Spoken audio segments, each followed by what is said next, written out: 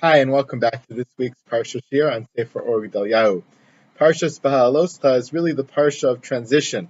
It's the Parsha of the transition from the plan A of Jewish history to the plan B of Jewish history, to from the ideal plan of going straight from Mitzrayim, from Har Sinai, straight into Eretz Yisrael, to the plan B of going 40 years in the desert. It's the transitional moment from a relationship between God and the Jewish people that was reasonably good, that was reasonably loving and fulfilled, to a relationship that is filled with complaints and with tension and with complication.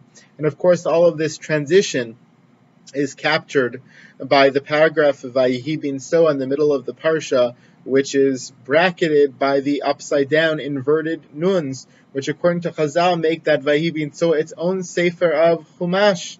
And really what Chazal are telling us in that is that it's the breaking point of Jewish history. It's the point at which the entire story of the Avos through Galus Mitzrayim, through Yetzias Mitzrayim ends, and a new chapter, a new era of Jewish history begins, and that is the era of wandering, the era of the 40 years in the desert, the era of the tension between God and the Jewish people that they have to overcome. But really, Parshas Behaalotcha is the transition of one mode of Jewish living to another mode of Jewish living. One mode of relationship with God to another mode of relationship with God. One mode of leadership, the Gedalyahu explains, to a different mode of leadership. It is the moment of transition from what the Gedalyahu calls the Dor HaMidbar to the Dor Eretz Yisrael, from the generation of the desert to the generation of those who would enter Israel. Even though we haven't yet gotten to Parsha Shlach, where actually the generation of the desert it makes the grave mistake of the Meraglim and then is punished for it and starts to die off. None of that has happened yet, and still, philosophically speaking, the Gedalyahu says our Parsha is the transition from one mode of living as the Dor HaMidbar to another mode of living as the Dor Eretz Yisrael. And he explains that in his Ma'amar on this Parsha. And he actually says that this idea of transition, the notion that Parshas Behaalotcha is a moment of transition, and the nature and qualification of that transition are captured by a very interesting medrash in Breishis Rabbah. The medrash says that 5 times the word Or is mentioned in Parshas Bereshis, in the creation of the world, corresponding to the 5 different books of Chumash, each one having to do something else with the concept of Or, the concept of light. And in relation to Chumash Bamidbar, in relation to our book of Chumash that we're studying now, the book of Bamidbar, here's what the Medrash has to say in terms of light. The book of Bamidbar is qualified as Vayavdel Elokim Bein Ha'or Ubein HaChoshech, as the book of the separation between light and darkness, the transition from light to darkness. Keneged Sefer Bamidbar, Mavdil ben Yotze Mitzrayim leba'ei haaretz. The Medrash qualifies Bamidbar as the transition from the population of Yetzias Mitzrayim, the Dor HaMidbar, to the population of Knisa La'aretz, entering the land, and it qualifies that transition, that change, as the change from light to darkness. Here's how the Gedalyahu explains that Medrash. Klomar, Shehahanhaga im bnei Yisrael kisheyatzu mimitzrayim umibimidbar 40 shana hi hanhaga shel or. The way that God related to the Jewish people as they left Egypt and they started to travel in the beginning of these 40 years into the desert was the way he related to them in terms of the aspect of light. V'achar kach sheba'u la'aretz haita hanhaga musteres v'nikra choshech. But the way that God related to Jewish people at the end of the 40 years, when they were ready to transition to life in Eretz Yisrael, was through the midah, through the trait, through the notion of darkness, of choshech, of hiddenness, relative to the light that they had when they left Egypt. The Ramban actually says out this concept very beautifully when he, in the end of Parshas Ekev, describes the transition from life in the desert, the miraculous life in the desert, to the normal life in Eretz Yisrael. He also describes it as the transition between the period of clarity to the period of hiddenness. He says, Ki biyosam b'midbar, when they were in the desert, V'anan Hashem alehem, v'haman yored min hashamayim, v'aslav ola, v'habe'er lifneim tamid, v'chol ma'aseim b'idei shamayim, b'dvarim nisiyim, when they had the well, and they had the slav, and they had the cloud, and they have God's presence amongst them, and everything is miraculous.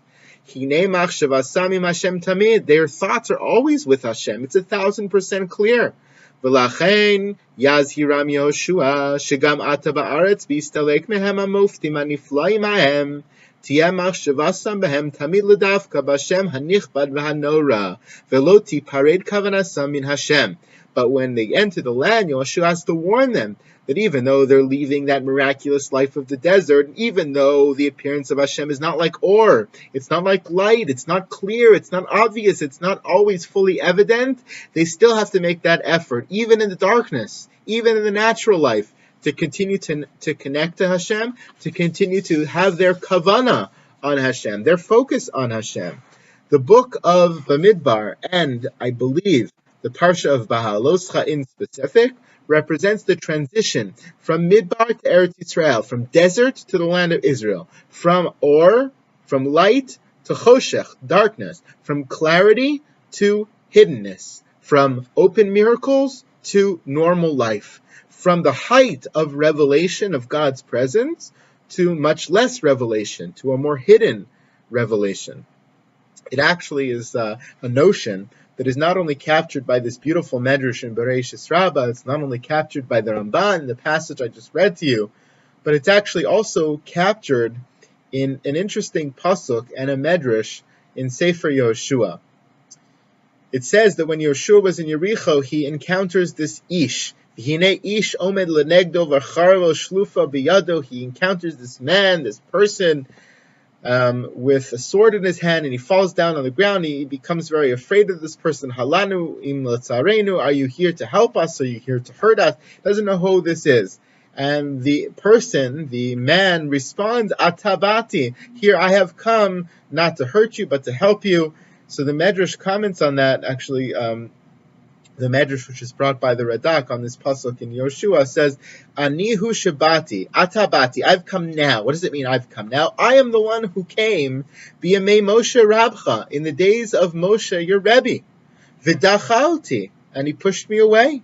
V'lo ratzah she'elech imo, he didn't want me to come with him. He didn't want me to join the cause of the Jewish people. Ve'ata bati, but now I've come again.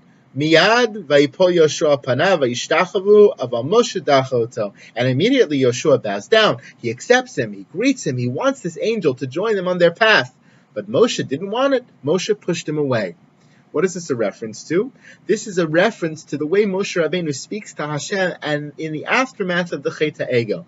In Parshas Ki Tisa, after the Jewish people sin with the Chet HaEgel, Moshe Rabbeinu is on Har Sinai, and Hashem says to him, okay, you're forgiven, and I'm going to send an angel of mine to accompany you the rest of the way in the desert. And Moshe says, no deal. Either you come yourself, HaKadosh Baruch Hu, or we're not going at all. And of course Hashem agrees, he decides to go. His own Shekhinah would accompany them in the most revelatory fashion. But this Malach who God wanted to send, meaning a lesser manifestation of God's presence, was held at bay. And the Medrash is suggesting that even though Moshe rejected that lesser presence, Moshe represented the ultimate revelation, the time of or, the time of clarity, the time of light, the time when God himself comes with us. The lesser presence of God, as represented by that angel, was pushed away by Moshe, is there waiting, so that by the time of Yehoshua, when they enter the land, they enter normal life, where God is no longer with them in the most revealed fashion. Now they have a lesser form of relationship and revelation, as manifest in the accompaniment of this Malach, who comes immediately to encounter Yehoshua. A very beautiful tie-in to the way the Gedalyahu is casting the transition of Parshas Behaalotcha. Of course, the essential moment of transition occurs right after the bracketed section of Vayihi bin Soah, when the Torah tells us Vayihi ha'am kemis onanim ra, when the nation started to complain. And of course, from their complaints, everything spirals out of control. At the beginning, they weren't even complaining about anything. They were kimit onanim. They were just like complainers. We'll talk about what that means in a second. And then afterwards they start to complain about the man, it's too dry, they don't like it. And then they say we want meat. And then they say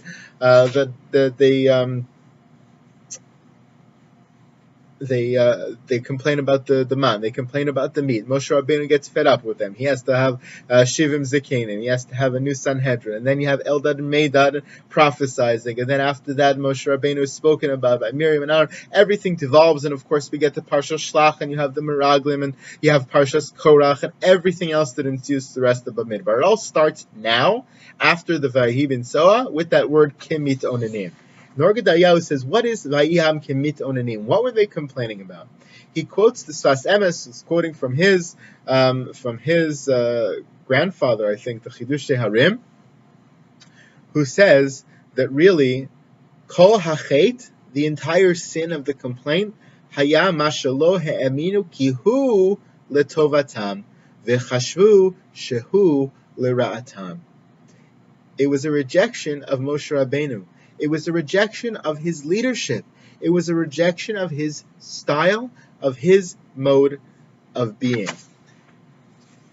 And Gedalyahu points out that rejection causes an entire transition in the way God begins to relate to the Jewish people, because Moshe Rabbeinu represented the relationship of God to the Jewish people of Or, of light, of full revelation, of total miraculous life.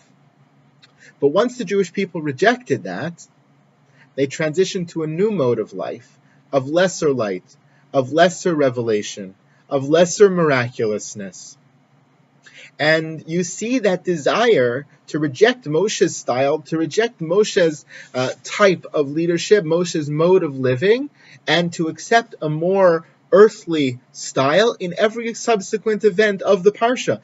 Kivan shelo nimshuchu achar hanhagaso, lo hayu yecholin listapik b'achilas haman. That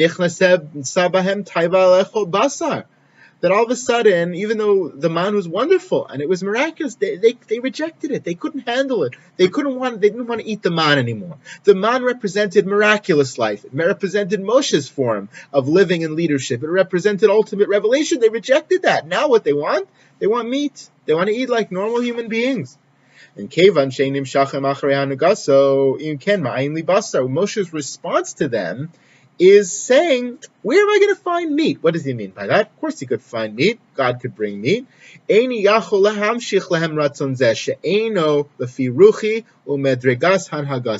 Rabbeinu was not saying to them, I can't find them meat. He was saying to them, I can't give you meat, quote unquote. I can't fulfill those needs that you have now in your new desire for a new mode of living, for a new mode of relationship with God. That's not my mode, says Moshe. I know how to lead you when it's the time of ultimate revelation of miraculousness. You want a natural life now? I can't provide that for you. Why? What happens now in the Parsha? Immediately after this, we have the appointment of the 70 elders. What was that all about? Because the Torah is indicating to us that with their rejection of Moshe and his leadership, begins a new period of leadership, a new style of leadership. Silek Moshe Rabbeinu atzma mihanhagasam. Moshe removes himself from leadership to a certain degree. Vehitchil hahanhaga al yedei hazakenim. Now the elders, the Shivim Zakenim, start to lead. Hanhaga shel dor ba'ei haaretz. The style of leadership that they will one day have in the natural life of coming into Israel. We transition now from Dor Hamidbar to Dor Eretz Yisrael, even though it's not physically happening now. Conceptually it's happening as the Jewish people desire a different form of leadership and a different form of relationship with God. Then Moshe is not able to provide for them. Therefore, the leadership changes to the Shivim Zakenim. And that's why you have Eldad Medad prophesying. What were they prophesying about? The Gemara in Sanhedrin says, Shayu misnabim Moshe meis v'Yoshua machnes Israel la'aretz. Eldad Medad had a prophecy, had a dream, had an image that Moshe died and Yeshua is bringing them into the land. What kind of crazy prophecy? That wasn't happening yet. No, he says. The reason that the Gemara suggests this was the prophecy of Eldad Medad is because they were seeing Eldad Medad. That now that Moshe had removed himself to some degree and the Shivim Zakenim were coming in, it represented transition of leadership, the ultimate transition that would be fully accomplished once Moshe passes away and Yeshua comes to be the next leader of the Jewish people, and so on and so forth. That's the way the rest of the Parsha goes. The Parsha is the pivotal moment at which point the Jewish people transition out of miraculous life and into natural life, although it will only occur in its fullest form in 38 years from now, as they transition to enter Eretz Yisrael with the new leadership of Yeshua. But it's starting now. And as it starts now in our Parsha, and we ready ourselves as we read the next Parshios leading up to the end of the Torah in a couple of months from now, we should think about our mode of living, about our mode of leadership, about our relationship with God, how to take the best of those revelatory moments and insert them into natural life, like the Ramban says, to imagine what it must have been like as we read these miraculous Parshios, how it must have been to feel so close to HaKadosh Baruch Hu, and how to take that appreciation and that vision and insert it into natural life, not like Bnei Yisrael, in a desire to shove it away and move on, but we have to do the opposite, have a desire to grab hold of that and bring it forth, to bring it with us, to long for it in a way that perhaps Bnei Yisrael in the moment simply could not. Shabbat Shalom.